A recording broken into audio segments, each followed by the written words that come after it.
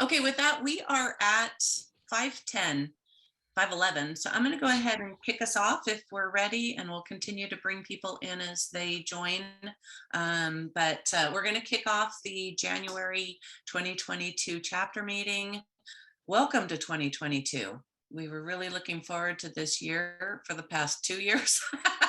We keep saying we're going to move forward, and so this is the big year. We have a lot of things to share. We'll go through that as we get through the program, but we have a lot to share this year and some things that were pushed forward from last year just based on where we were.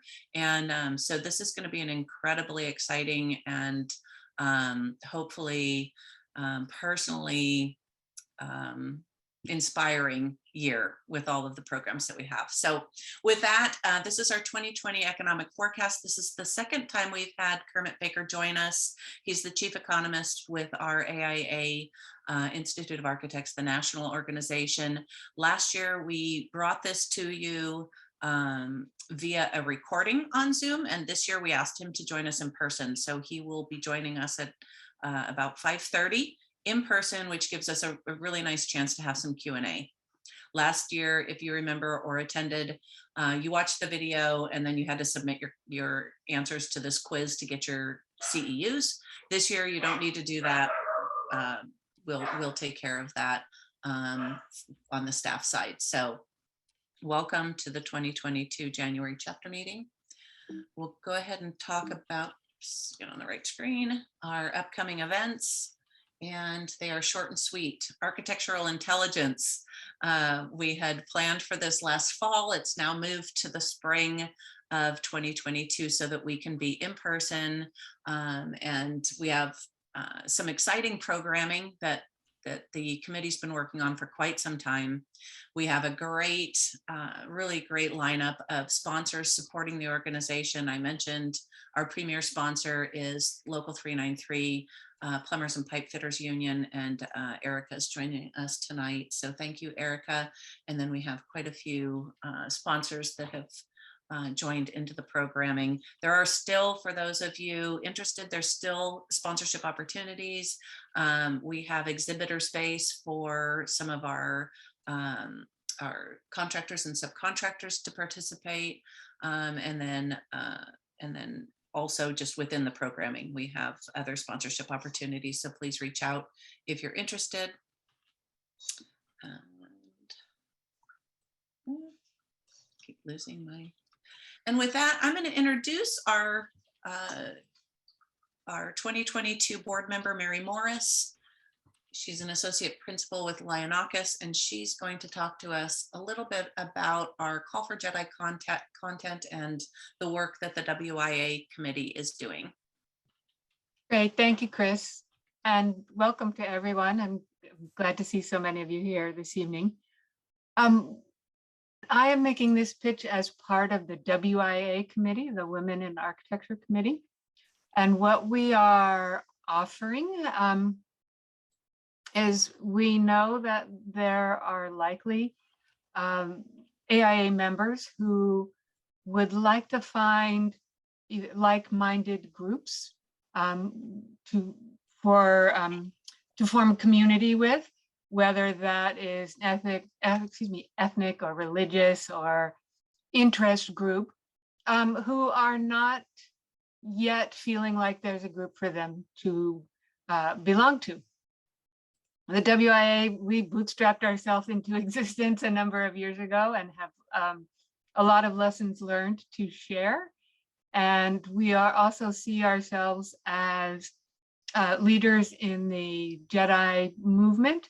And so are offering our support to anyone who is interested in finding like-minded individuals to form groups with that may or may not be women, who may be anyone of like mind, but we could offer you support in how to go about establishing a group, planning events, setting up your social media, and increasing your network of contacts, and then reaching out to other members.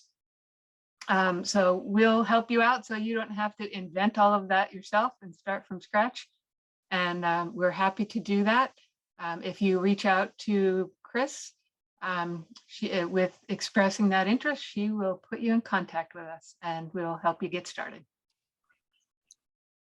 Great. Thank you, Mary. Oh, hey, wait a minute. Sorry. I've got a locked up. Sorry, my mouse is not working. Hold on. Let's see if we can't do that a different way. There we go. And with that, I'm going to introduce Leah Bayer. She is our incoming 2022 chapter president. We're excited. She has already launched a number of programs and gotten us up to speed in many different ways that are going to improve how we interact with our members and how we function within the organization. And so with that, we'll introduce Leah and she can take it from here. Great, thank you, Chris. I have had a little furry buddy trying to host with me this evening, so excuse me if you see a cat jump in the screen. As Chris said, I am your president this year of AIA Silicon Valley, also president of Architects for Architecture firm, formerly OJK. And I am super excited about this year. We'll talk about some of those signature upcoming programs in a moment. But first, I would like to acknowledge our sustaining partners for this year and thank the sustaining partners that are continuing on in 2022 with us and continuing their partnership with us. We appreciate that so much. So our premier partner, Earthbound Homes, thank you again for renewing your partnership. Our sustaining partners, Gold Partners, Block Construction, RHIT, Level 10 Construction, and Bernardo Photography. Thank you so much.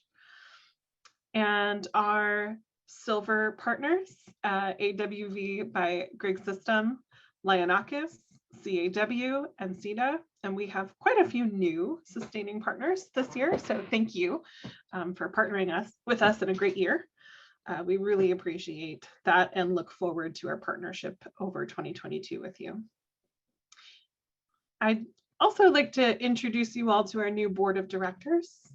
So you can put some names to faces that you see here and throughout the year. I am again your president. Stephanie, who just joined us, looks like she joined a little bit late, is our vice president this year. Brent is again our treasurer for 2022. And Mary is our secretary again this year.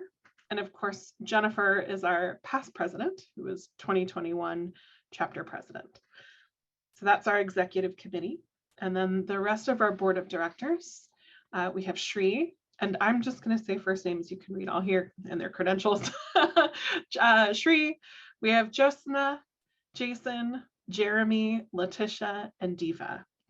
And we've got really just a great diverse board this year with a lot of different interests and a ton of energy.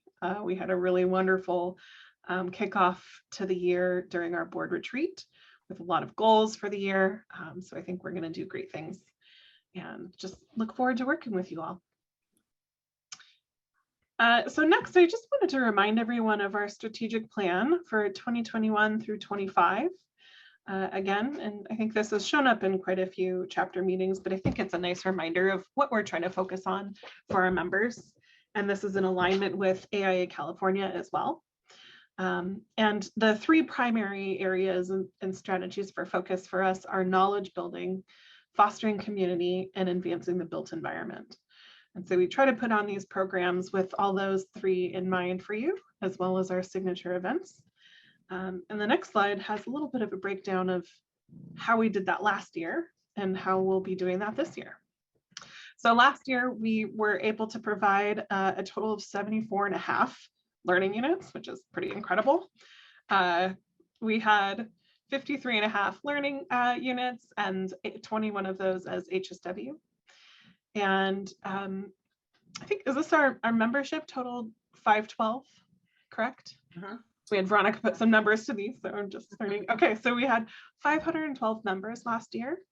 And then the dial on the top, I believe, is our generated revenue from the year in 2021, just to see where all of that comes from. So it's just a great year, 74 credits. It's just a lot of robust programming, and I think we'll do the same this year. So for our 2022 upcoming events, As Chris mentioned, the first one coming up is AI 2022. With some really exciting speakers and programs, and that'll be happening in April. So be sure to register. And then we will have home tours in spring as well. Summer, we will have our golf tournament again.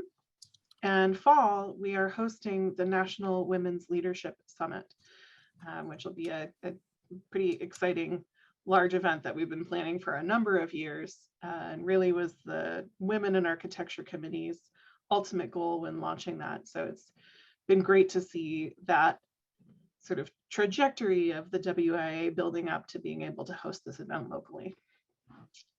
Would you mind if, Stephanie, can I call out on you? I know we haven't made any formal written announcements, but I think that it's fair to say that we can give two pieces of information that will really help people plan for this, and that is the date and the location. The Women's Leadership Summit will be at the Center for Performing Arts in San Jose. And the dates are Wednesday, September 28th through Friday, September 30th. And there will be some Saturday tours as well. So save the date. There will be a formal save the date from AIA National coming soon. Yay. Super exciting. Thank Been you. a long time in the works. So we've got a big year ahead, lots and lots of events. And on that note, next slide, I just want to invite all of you to participate and help us plan and put on these events throughout the year. There's a lot of opportunities to step up and take the lead and join committees and leadership positions within those committees. And I see quite a few names here tonight that I don't think are involved with committees already. So this is for you. If you are interested in learning about the committees that have availability, if you'd like to help plan an upcoming event, including design awards, which we're not having this year, but we will be having next year. Or if you are interested in learning more about our new AIA Silicon Valley base camp that we're launching for all members to participate and collaborate together, please just reach out to Chris, Veronica, or myself. There'll be a lot more announcements going out about all of these in the next month or so, so keep an eye out on your newsletters as well. But we really invite you to join us to help us with this programming and also to just share your stories. I think my goal this year is to really focus on engagement and highlighting and celebrating one another and the work that we do. So I'd love to hear from you, and I'd love to hear what you're passionate about and how we can help you infuse our chapter with your passion. If I could take just a minute for anyone who was not on the holiday party or hasn't been engaged recently within our committees, this is a great opportunity to share with you that we have a new name on that list of people that you can contact at the office, and that is Veronica Houston. Veronica, can you raise your hand? This is Veronica. She's our new administrative assistant. She has come on board like fire and is really helping us bring some energy and some new creativity within the membership and the chapter. And she's been a great support. She's there for you when you call, when you have member questions, need membership information. So anyone who engages with the chapter, she's the first point of contact. And so please reach out to her if you need anything involving your membership. Okay. Thank you for sharing your contact information, Veronica. Okay, so with that, I think we are, 5:25. We're just about ready to kick off our programming with Kermit Baker this evening, who, as Chris mentioned, is the Chief Economist with the AIA.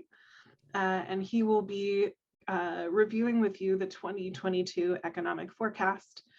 And just want to say thank you to Kermit, who is joining us from the East Coast, I believe, for conducting this session live with us. It's a real treat and pleasure to have you. And if anyone has any questions during Kermit's presentation, we just want to ask that you use the raise your hand feature, or you post your questions in the chat. And Chris will help field those questions and bring them up for Kermit to answer during his presentation, or to hold off if it's not a good time until our Q&A session, which we'll have at the end of his presentation for about 15 minutes. Correct. With that, we introduce Kermit Baker. Well, thank you, Kristen. Thank you, Leah. Certainly happy to be able to join you remotely this evening from chilly Boston to discuss the outlook for design and construction for this coming year and into next year. It's been quite a roller coaster ride over the past 2 years, and I expect this year will be at least as unpredictable as the last two. And architecture firms, fortunately, have fared quite well, at least over the past year. So we'll see if that can continue into 2022. Let me pull up a PowerPoint presentation to walk through now with you.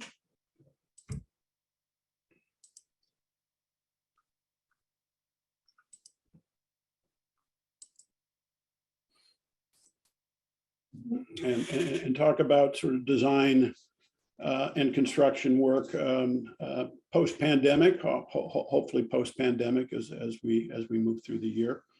And let's get right into it with the broadest measure of how our economy is doing, and that's gross domestic product. And overall, as you can see, our economy has been very healthy coming out of the pandemic recession. The economy grew, we don't have the final numbers yet, but looks like over 5.5% last year, more than offsetting the losses that we saw in 2020. So our economy is now fully recovered from the downturn that it saw during the pandemic. This year, the consensus is that our economy will grow another 4% or so. Next year, about 3%. Typical growth for our economy is about 2.5%. So, the numbers that we saw this year, the numbers we're expecting to see next year and the year after are really very healthy numbers by historical perspective. And in addition to a reasonably healthy economic tailwind, we've got the infrastructure program rolling out this year. All told, this funds about $1.2 trillion in infrastructure projects. About half of it is for the extension of existing programs, and the other half is new funding for infrastructure. The bill will focus on traditional public works infrastructure with essentially half of the new funding for transportation, the other half for related infrastructure projects. Since these are largely traditional engineering projects, architecture firms are unlikely to see any major impact immediately. However, longer term, the programs do support initiatives that are going to lead to related construction activity down the road and more opportunities for architecture firms, we feel. So, enough with the good news. Let's get into issues that architects will find more challenging over the coming year. We're still, dealing with the pandemic. Looks like we will be for a while. Supply chain issues that surfaced in the pandemic are still with us and are going to be for a good part of 2022, we expect. The supply chain issues, as well as other issues, are pushing up inflation to 4-decade highs that we haven't, levels we haven't seen since the early 80s. And we've got labor problems that can only get worse. And I'll spend a fair amount talking about that a little bit later, about general labor problems and really how they're impacting architecture firms. So let's start with supply chain issues and inflation. And we continue to see those not only in the broader economy, but really very directly in the construction market. So with the producer price figures for the entire year of 2021, you can see construction inputs increased almost 20% from year ago levels. The big spikes tend to be on sort of the right-hand side, the commodities, in particular, at least more recently, metals. Lumber prices were kind of the initial poster child for supply chain issues. They've, as you can see, moderated a fair amount in recent months. Metals and petroleum-related products are now the big concerns in construction, but also throughout the economy. The middle panel there, construction wages, architectural and engineering costs. As you can see, they continue to see very modest growth compared to the swings that we're seeing in the commodities prices. That's likely to change moving forward. Once inflation gets in a system, you see it first in sort of commodities and products, and then later tends to creep into wages. We can see the overall pace of inflation in the consumer price index and the producer price index. The consumer price index, the red line here, measures prices that consumers pay, and it was running in the 2% range leading up to the pandemic. It dropped a little bit as the pandemic hit, and then began accelerating earlier last year. And you can see now we're increasing at an almost 7% pace annually. Producer prices, the black line, wholesale prices are generally a bit more volatile. They also fell as the pandemic hit, but also began skyrocketing early last year, and they rose almost 10%, as you can see, in 2021. Where there are some signs that prices are beginning to moderate a bit, but they're high level. Obviously, going to take some time to get those out, and they are threatening the overall economy in some fairly significant ways. And one of the ways we're seeing is that higher rates of inflation generally mean higher interest rates. We haven't seen an awful lot of that so far. The Fed has kept, Federal Reserve Board has kept short-term rates near zero since the pandemic hit. Long-term rates have also remained at unusually low levels, even though there was a bit of a bump earlier last year.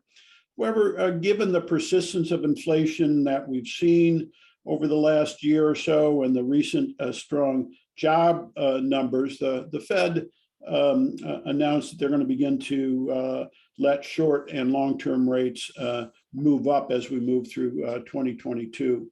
And the consensus is that both short-term and long-term rates will edge up as we move through the year. The Fed's likely to do it as best it can at managing this rise. So we shouldn't see any sharp jumps. But by the end of the year, we're likely to see both long-term rates and short-term interest rates, almost a percentage point higher than they are now.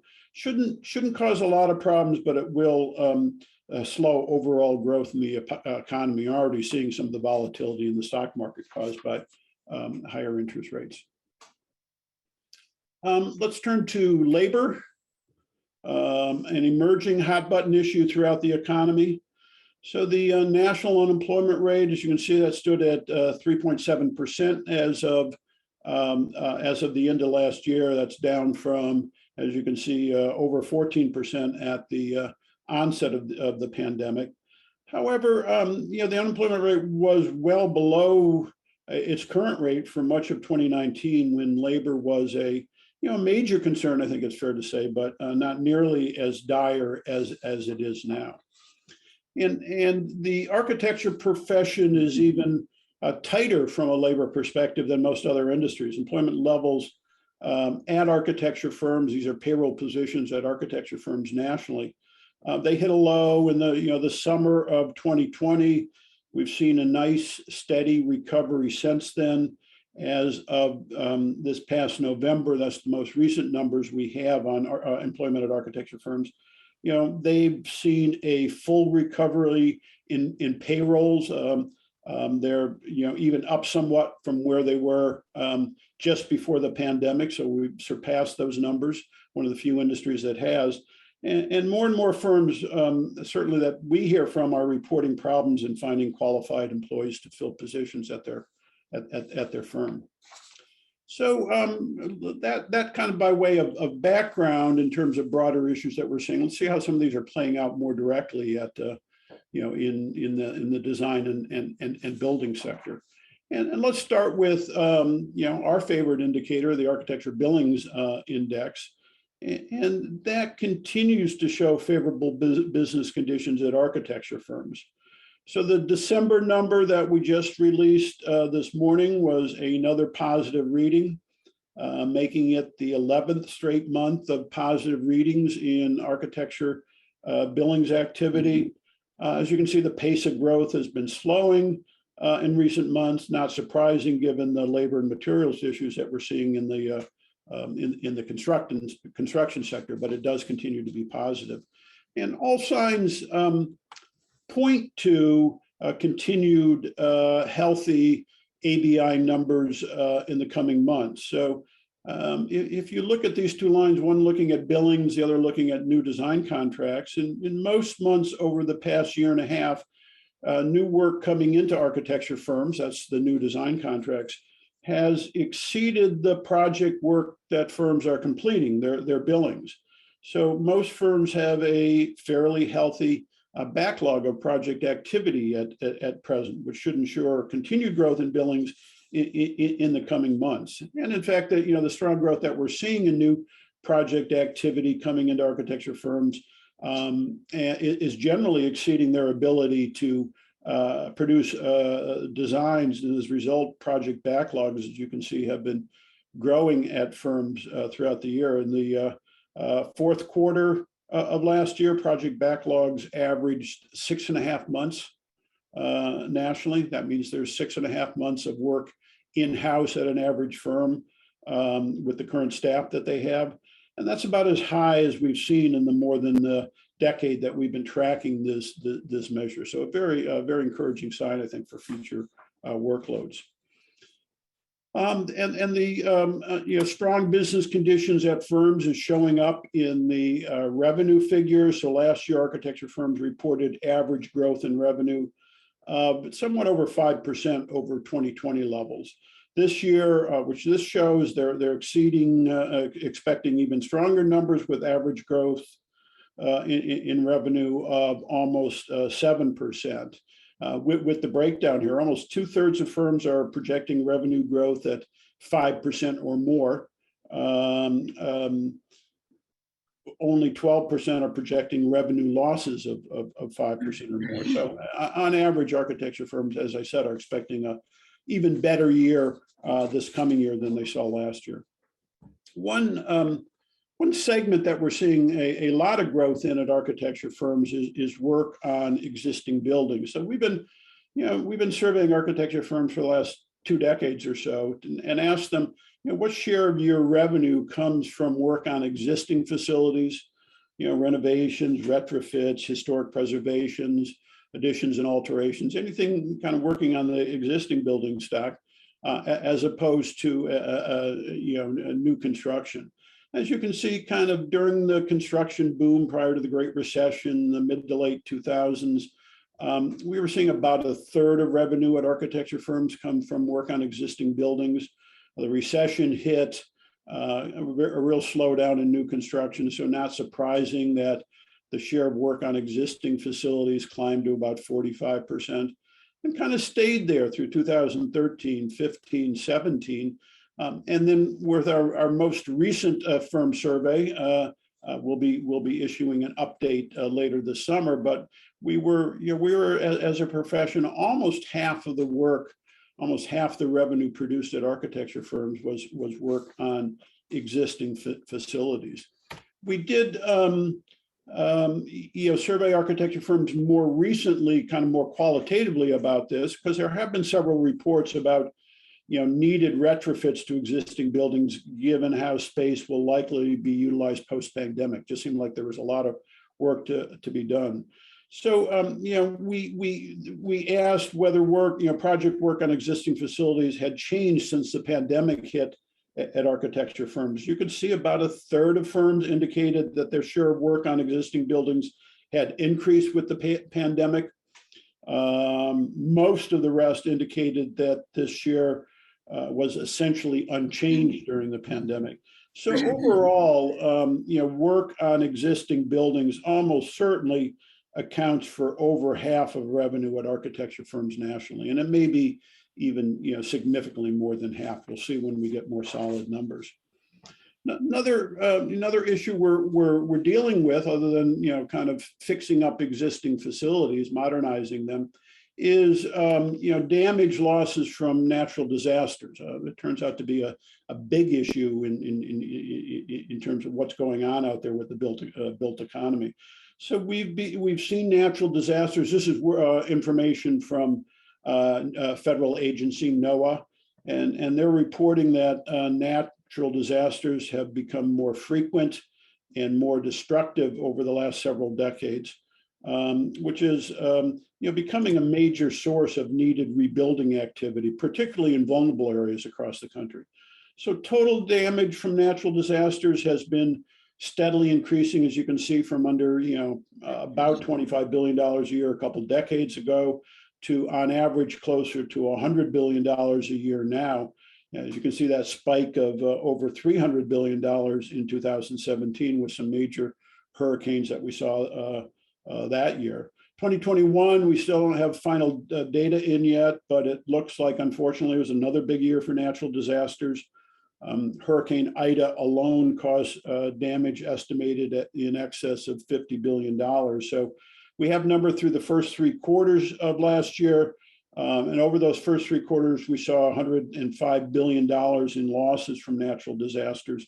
And that numbers exceeded what we saw for the entire year of 2020. So it looks like this is a phenomenon that as you can see, kind of bouncing around, but clearly trending up pretty significantly.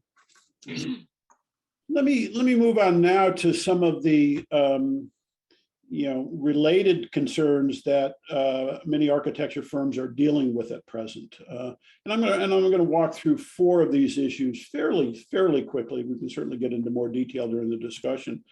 But the first is retirement of many baby boomers. Secondly is coping with remote work and return to the office.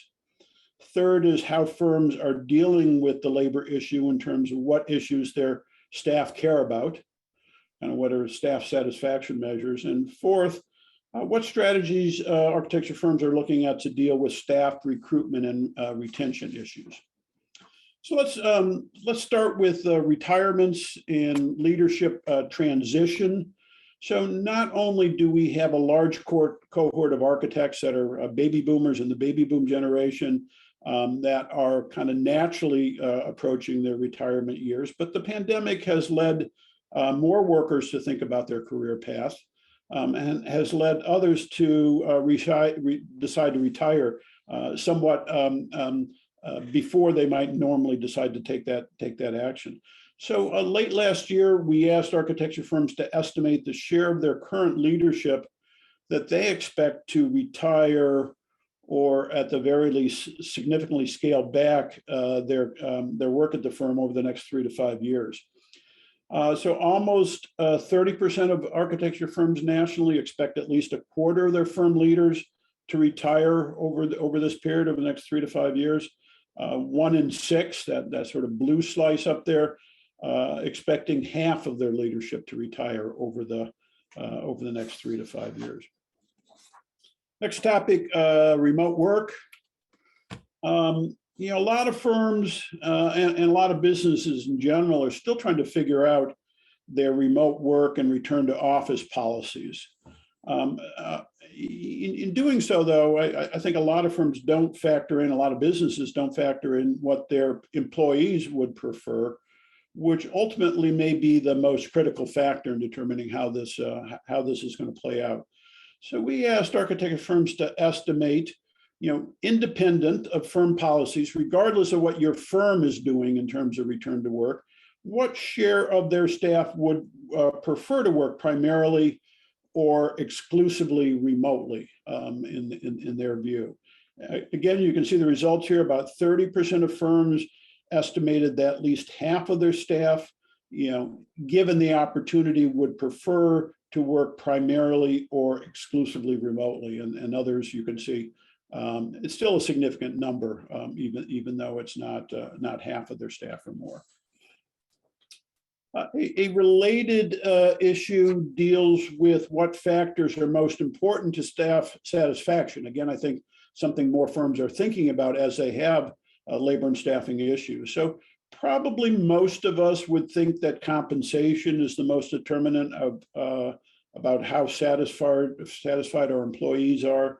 Turns out there's a lot of different opinions of what's the most important factor for staff satisfaction, according to a survey we did late last year. So compensation, as you can see, high on the list, but firm culture and workplace comfort thought to be just as important in terms of staff satisfaction. And then working down that list, career advancement, what kind of projects they're working on, what the firm benefits are being offered, what's the social impact of projects that they're working on, also thought to be the most critical factor in staff satisfaction by a number of firm leaders. And then the final firm issue that I'll cover is staff retention and recruitment. I think that's a really hot issue at a lot of firms now. As I said, a growing labor issue in the profession, and given that many architects are reevaluating their careers and sensing that now is an opportune time to seek out new employment if they so desire. I think we're seeing this play out even more. So an initial issue is the degree to which firm leaders are concerned about their ability to recruit and retain staff. So as you can see here, 80% of firm leaders are at least somewhat concerned about staffing issues. Many of these are quite concerned or very concerned, sort of as a starting point about this issue. So the thing we're really looking at is, given this level of concern, what are they doing to address the issue? And when we asked architecture firm leaders this question, they kind of fell into one of four areas. One was compensation strategies. Again, obviously, one that would be top of mind. Others are kind of looking at benefits and perks that they can offer employees. A third category is looking for ways to increase staffing options within their firm. And then finally, there are ways that firm strategies or projects can be managed to deal with staffing issues. So that's kind of the categories. Let me get into the specific numbers on this, some of the results that we're seeing. So we, as I said, we asked architecture firms to identify the top 3 actions that they have taken or that they plan to take to address staffing issues at their firm. What do they think are the most effective strategies for dealing with staff retention and recruitment? So a long list, and this actually goes on 2 slides, and I'll walk through it with you fairly quickly. Most commonly mentioned strategies you can see there is to increase salaries of current staff. Number 3 on the list, offering higher salaries to recruit candidates. So clearly compensation is very, very high on the list that how firms are dealing with this. Extending, number 2 was additional perks for staff. Number 4 was additional benefits. We can see that there, that number 5, I think.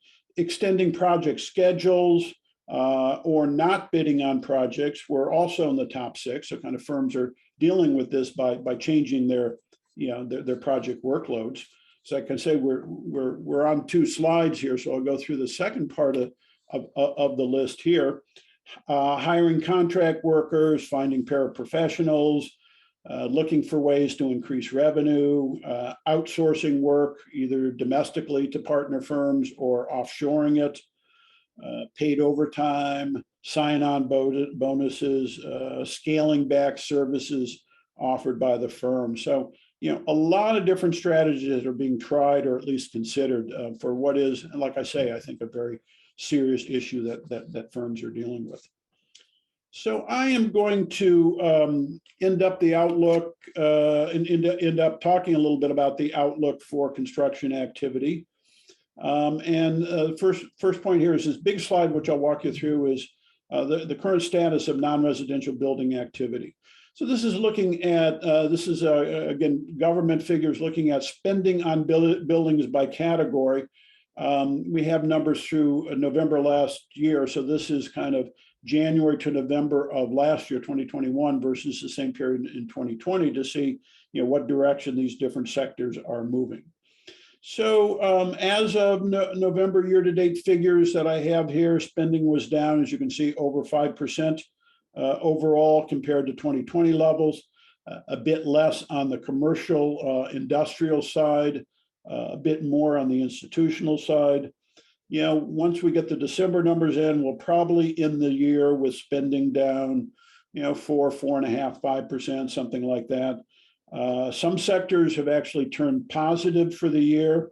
Retail, manufacturing, healthcare also increased spending on those facilities last year compared to 2020. Some others are still in really very steep decline. Lodging, probably not a surprise that is so weak. Religious, a small category. Public safety also saw steep hits last year. And then finally, the outlook for this year and next. This is from our semi-annual consensus construction forecast. So to develop these forecasts, we survey the leading construction forecasters nationally for their outlook for key building sectors. And again, sort of hot off the press, these forecasts were just released earlier this week. So the red bar is the level of spending that we saw last year. The teal bar is projected growth in 2021 or 2022. The yellow bar projected growth for 2023 for next year. So I mentioned a couple slides ago that we saw about a 5% or so decline in spending on non-residential buildings last year. Our forecast panel is projecting about a 5% increase this year, an additional 6% next year. Industrial sector predicted to be the strongest. A lot of that is because that is really distribution related facilities. So e-commerce is really driving up those industrial numbers quite a bit. Commercial and institutional expected to see sort of comparable gains this year and next. Commercial a bit projected to be a bit stronger this year, institutional next year, but kind of on average over this 2-year period about the same. So let me end up there and remind you about some of the resources, economic resources from AIA National that I'd certainly encourage you to familiarize yourself with if you haven't. In particular, our monthly Architecture Billings Index, our semi-annual consensus construction forecast, which I just talked about. We release that in July and January. For the residential side, our home design trends survey, not on this list, but we're starting to develop an international version of our Architecture Billings Index called our Global Architecture Billings Index. Our compensation survey that was released last summer, our firm survey that will be released this summer. So I think a lot of information to help you understand what's going on in the profession and help make more informed decisions. So let me leave it there. Kristen and Leah, I haven't been monitoring any questions, or let me stop sharing here so we can see folks a little bit better too. Yeah. Questions, comments, a lot of material, and a lot of it obviously I went through fairly quickly too to try to cover everything. So happy to go into any more detail on any topics that anyone wants to cover. Well, thank you, Kermit, for the insight there. And I think there were some questions. The number one, I think, question of importance is that there's a request to share that slide deck and whether you'd be willing to share that information with everyone. Yeah, I'd be happy. Why don't I send you, Kristen, a PDF of the presentation? You can distribute it to everyone. Okay, that would be great. Outside of that, I think as these questions came in, I think most of them were answered right after the questions came in. There was a question about the aging population, which I think that you addressed, but if I think Stephanie, you asked that question. I'm trying to find it in our chat. Yeah, so my question was about whether generally with the unemployment rate being so low, is that often influenced by the aging population? We did talk about that a lot of partners are retiring out of the industry, so I assume that's the case for a lot of industries and a lot of different people of different levels. Yeah, certainly the population, aging population is a big issue. And let me talk about that in just a second about how it might affect some of the work that architects do. But in terms of the unemployment rate, not so much, because the unemployment rate is a calculation of the number of employed persons as a share of the total workforce.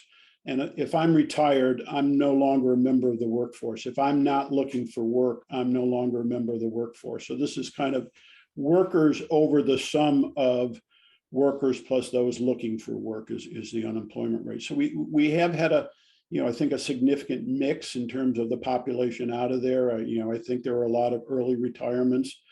That may mean the workforce is getting a little bit younger because we're losing more at the upper age end. But it shouldn't really mean that that have much to do with the unemployment rate. I think what's really going on with the unemployment rate now is I think a lot of folks understand that it's kind of a workers market out there, that employers are really desperate for staff. And folks that have maybe not enjoyed their work and been hanging on during the pandemic are now sensing, hey, I could do something different. This would be a great time to do something else. And so you see a lot of transition going on there, and some of that is reflected in the unemployment rate. Some not, but I think that's the phenomenon that we're seeing, that people aren't feeling like they need to sort of grin and bear it in this environment. That if they really are looking for something different, now is a good time to pursue that. Great. One of the other questions, and I think, again, you went into quite a bit of detail, but Mary, if you have further questions, what the staff satisfaction issues are, what we're allowing work from home, flexibility, more casual dress every day, higher salaries, less bonus, etc. Mary, do you want to expand on that? Did Kermit kind of cover? Sure. Retention, as you mentioned, is an issue in this time when so many people are evaluating whether or not their current position is the one they want to hang on to. And the firm I work for has taken some steps to make sure we remain the firm of choice, including some work from home flexibility. We've relaxed the dress code significantly. What used to be on special occasions only is now Friday all the time. And what used to be Friday only is every day. And so we've got people coming to work in shorts and flip-flops and low.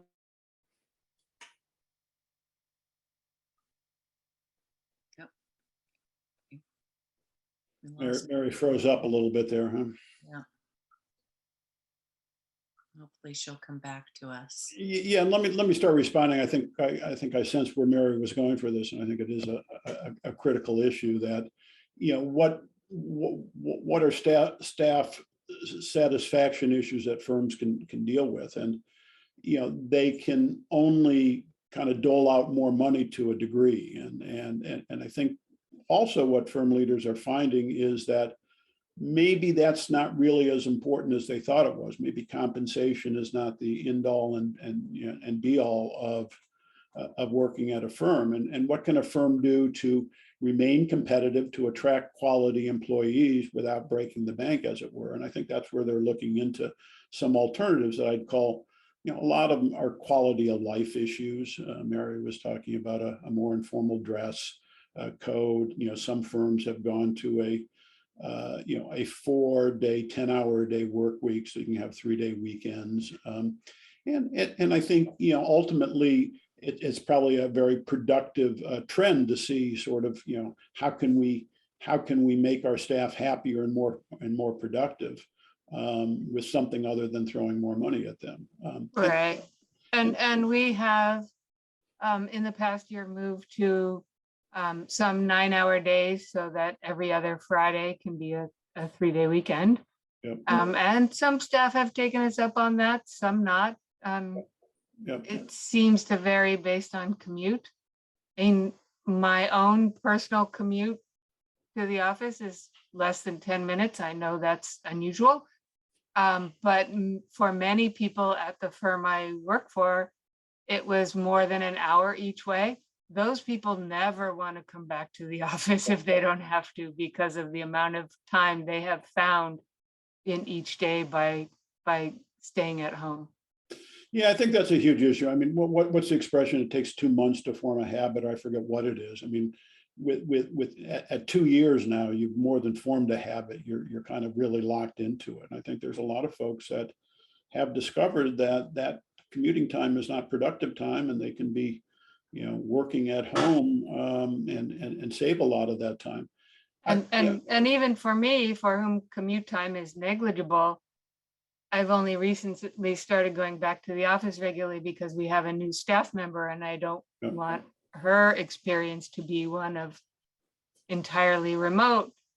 But it's still a surprise to me when I wake up in the morning and go, oh, right, I have to go into the office today.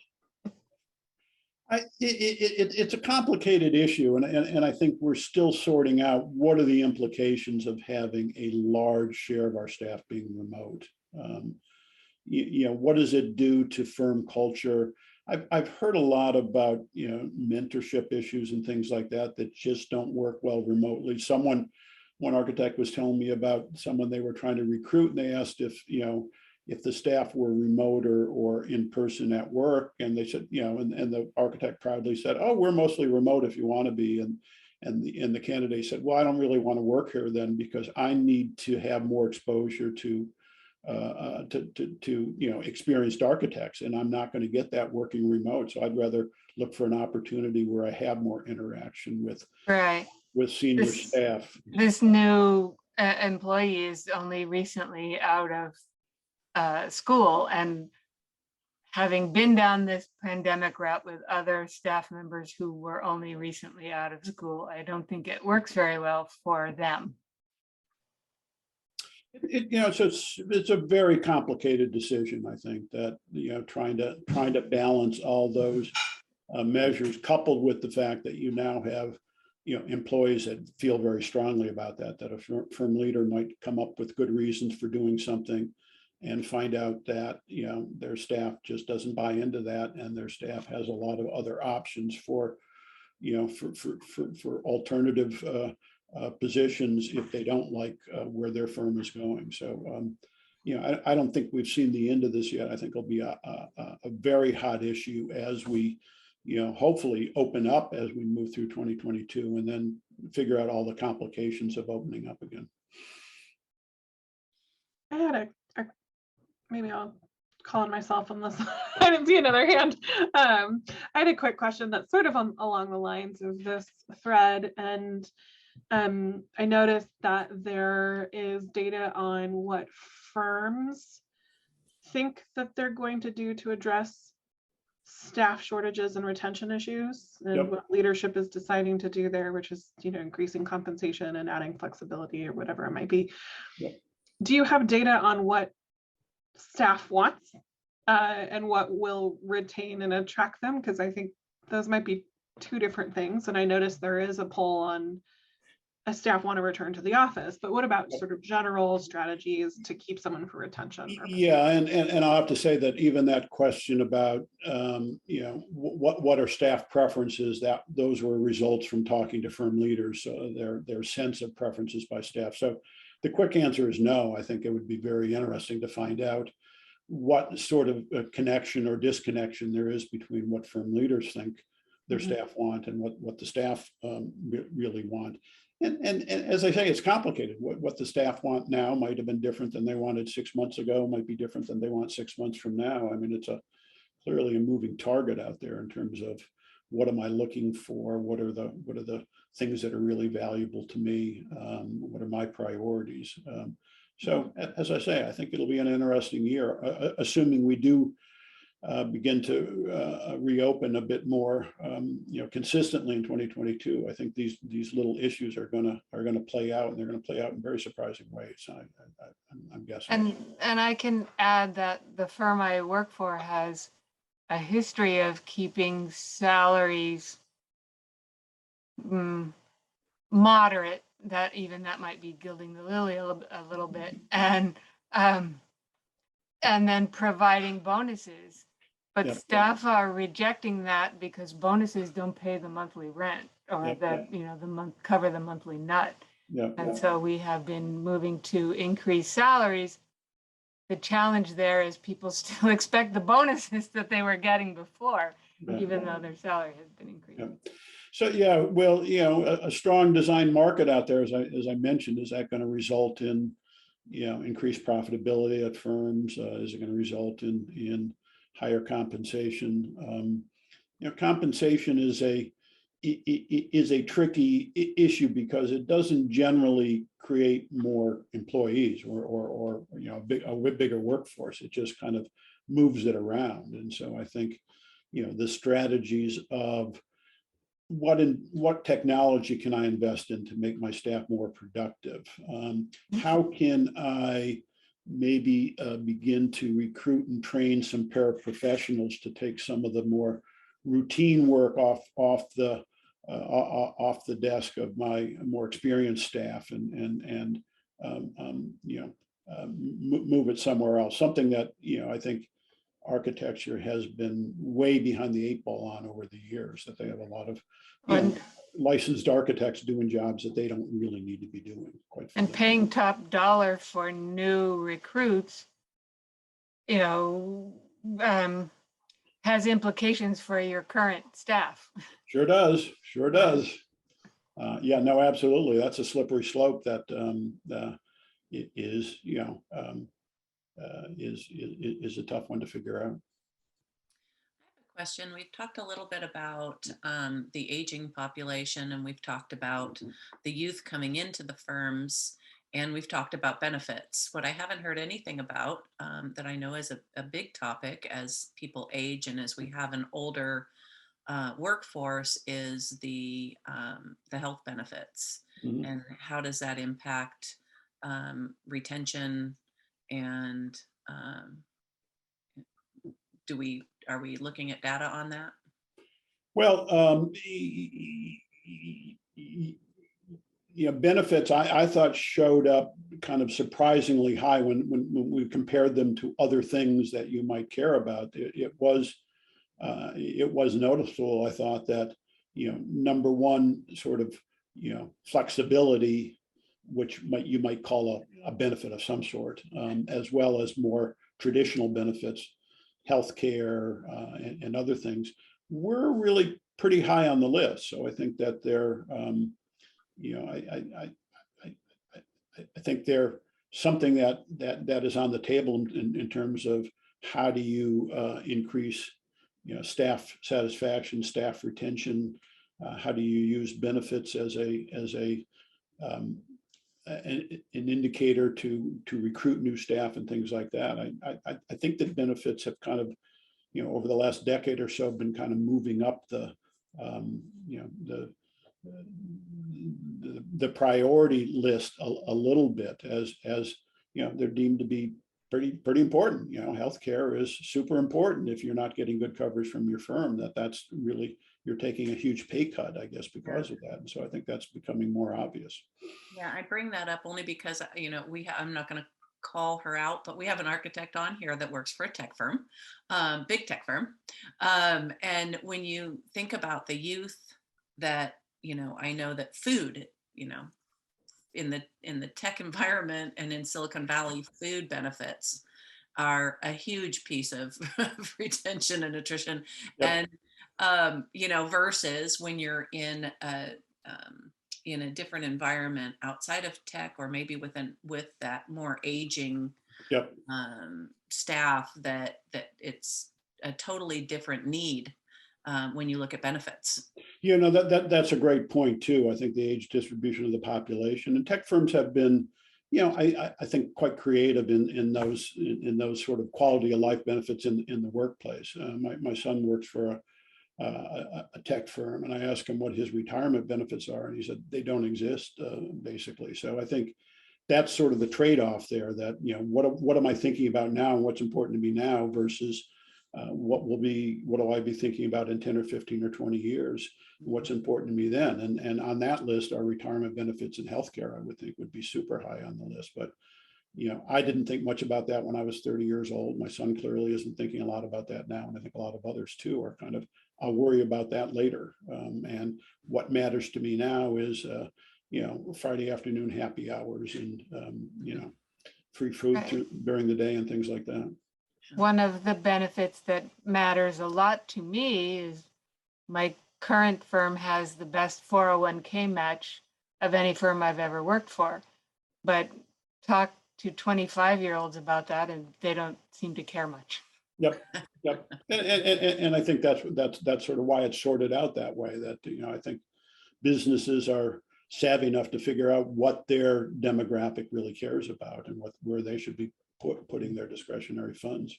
And, thinking about what am I going to do when I'm 70 years old? How am I going to live?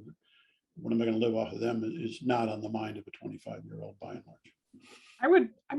This is why I'm curious what staff say. I would challenge that, because in designing the benefits from our firm, pulled quite a few different platforms and resources that I have available for more junior architects about what they're looking for, and included a lot of what I thought were more progressive sort of perks and benefits on the list. And surprisingly for me, healthcare and retirement plans were still at the top of what they said that they wanted the most of. And that was true for my own staff, which is a pretty young team. So it would be interesting to hear or to see really a robust polling and reporting from our employee workforce on this. Yep. And good for them for making those priorities too. I keep our beer fridge stocked in our office, so there you go. But I would don't have to worry about retirement benefits. I would also argue that if they feel like they're making the income that they want to make and they're able to create their own savings plan, then they're less interested in that than if they have a lower salary and that 401k perk is a part of it and that match is a part of it. I mean, you have lower limits in your retirement plans if it's not an employer sponsored plan, and it's more expensive to purchase individual health care. And I heard that too. So there are benefits to employer sponsored for these things. Can I ask a totally unrelated question? You have the floor. I'm curious, we're seeing inflation like crazy all over the place in the world, but in terms of architectural billings or salaries, those numbers are quite low. And I wonder historically if we usually see fees and salaries increase after inflation period like this, or does that actually follow that trend for our industry, or do we typically just stay flat regardless of what's happening in the economy? As you all well know, architecture is a very competitive profession, and that more than anything else determines what's going on. So we ask architecture firms about what problems they're facing, and some problems are like staffing issues during good times. Others are I can't find work during bad times. Fees are a concern in good times, bad times, and in between times. So I think it's just sort of endemic in a profession that has so much competition and so many kind of small, hungry firms out there. I mean, the average size of an architecture firm nationally is about 12 employees. So that's 95% of architecture firms are officially considered small businesses. So I think that has a lot to do with how the profession operates from a business perspective. I have another question. Do you see in the data, do you track what's happening in different regions of the United States or in urban versus suburban environments? And are there any indicators there? Tell me what you're thinking about. I mean, we do a little bit, not as much as we could, but what are the things that you're interested in?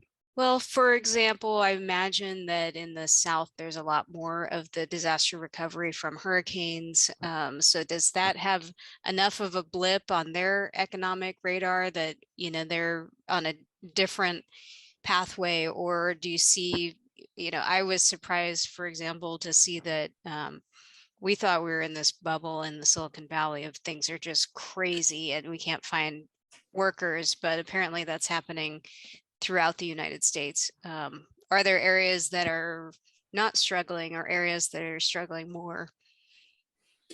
You know, there's a couple factors that play out, and one I've seen show up quite a bit is what's the sort of density of architecture schools in an area that really influences sort of where the workforce is.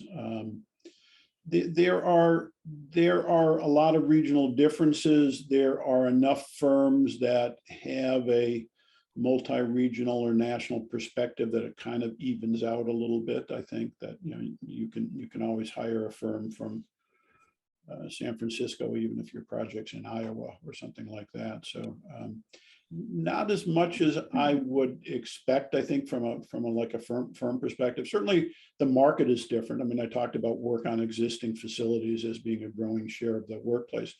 If I looked at those numbers in the Northeast and in the Midwest, they'd be a good deal higher. If I looked at those numbers in the South and West, they'd be a good deal lower, just because how much population growth there is, how much construction is needed to accommodate that population and economic growth.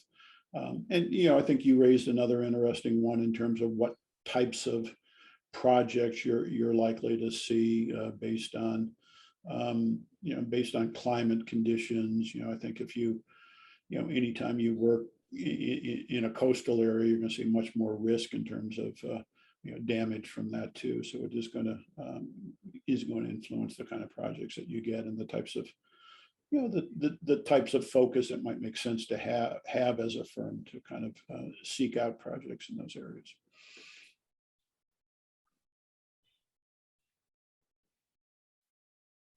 I have one more question, and I highly doubt there's any data on this, but it seems to me like every project is stretching out in duration. Clients are changing their minds a lot. So I would imagine that that is contributing a lot to architectural billings and, you know, longer projects, more fee. But I can't imagine that that's quantified in any way. Well, no, it's more anecdotally, and yes, projects are stretching out. We hear that more really on the construction side than we do the design side. I think, you know, it's pretty obvious, but as an architect friend of mine told me, you can design a building faster than you can build it, and so I think you can stack up some of the design activity that's difficult to actually get constructed because of supply chain issues, prices of materials, problem with labor. I mean, I have a friend that works for a contractor group, and they're saying that they're, you know, consciously extending project schedules, you know, 20, 25, 30%, because they don't know when their subs are going to show up to do the, you know, plumbing or electrical work. Number one, they're also trying to hedge as much as they can on pricing of a project because they don't know what they're going to be paying for materials, you know, once they actually put in the order for them. And that is blowing back to some extent on architecture firms too. I mean, a client will, you know, will hire your firm to, you know, design a $10 million office building or something, and it goes out to bid and it comes in at $12 million because contractors are charging more because materials are higher. And a lot of times the client will pin that blame on the architecture firm. I want a $10 million office building. You know, I'm not getting any bids for $10 million. You must have designed that improperly. So, you know, where does that play out? You know, we think we're kind of immune from that risk, but it turns out, you know, not really. There's a lot of that going on. Yeah, absolutely. My budget can't handle that, so let's redesign it. And then it's, Right. oh, well, who's going to pay for the redesign? And or I can't get this material in time, so we need to pick a different material. Oh, architect, can't you just pick something else, right? Yeah. Or, oh, pick 3 things and then we'll decide which one we can get in time. Yeah. Yeah, no, it's tough. And I think we need to take a little bit of ownership of that. You know, obviously we don't control it, but to some extent it falls in our lap already that, you know, if steel prices are have doubled over the last year, then you know, we need to build that in somehow. We need to factor that into the work that we're doing. Well, this report will certainly help us all do that.